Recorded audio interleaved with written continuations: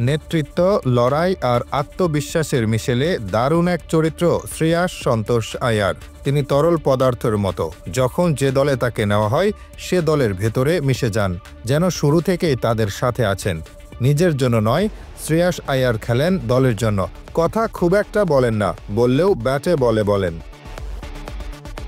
পরিস্থিতি যেমনই হোক সামনে থেকে কেবল নেতৃত্ব দিয়ে যান, অধিনায়ক শব্দটির মর্যাদা রাখেন। জাতীয় দলে খুব বেশি সুযোগ পাননি বললে ভুল হবে, যোগ্য ছিলেন, তবে জাতীয় দলে তাকে খুব বেশি সুযোগ দেওয়া হয়নি। তাই তো নিজের আইপিএলে ক্যারিয়ারটা এমনভাবে রাঙিয়ে চলছেন যে জাতীয় দলে কেন তাকে সুযোগ দেননি এ নিয়ে আফসোস হতে পারে ভারতীয় ক্রিকেট বোর্ডের। আইপিএলের ইতিহাসে শ্রেয়াস আয়ারের পরিসংখ্যান থেকে দেখা গেছে তিনি কোনো দলের অধিনায়ক হওয়া মানেই সে দলের সাফল্য এক প্রকার নিশ্চিত। 2019 সালে আইপিএলে 12তম আসরে শ্রেয়াস আয়ারের নেতৃত্বে 7 বছর পর প্লে অফে ওঠার সৌভাগ্য হয় দিল্লি ক্যাপিটালসের। পরের আসরেও তাই শ্রেয়াসের উপরে আস্থা রাখল দিল্লি, আর তাদের আস্থার প্রতিদান দিতেও ভোলেননি তিনি।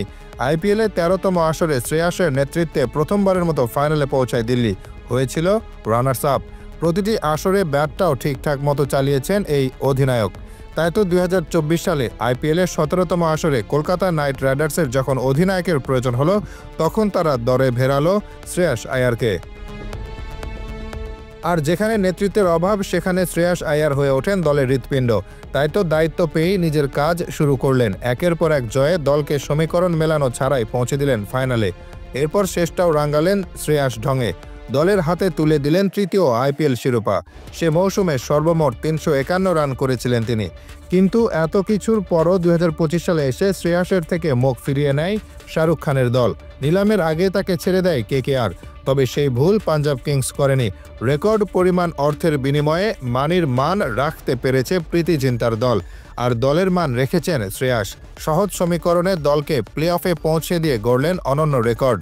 তিনি হলেন আইপিএলের প্রথম এবং একমাত্র অধিনায়ক যিনি 3টি ভিন্ন দলকে প্লে অফে তুলেছিলেন।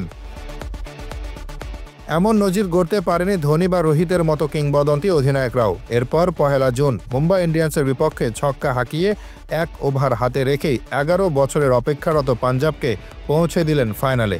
তবে 3 জুন ফাইনালে আরসিবির বিপক্ষে নিজের সেরাটা দিতে ব্যর্থ হন শ্রেয়াস। আর শ্রেয়াস চলে গেলে দলও হারিয়ে ফেলে জয়ের পথ। তাই তো শ্রেয়াসের উইকেট পতনে বুনো উল্লাসে মেতেছে প্রতিপক্ষ ক্রিকেটাররা।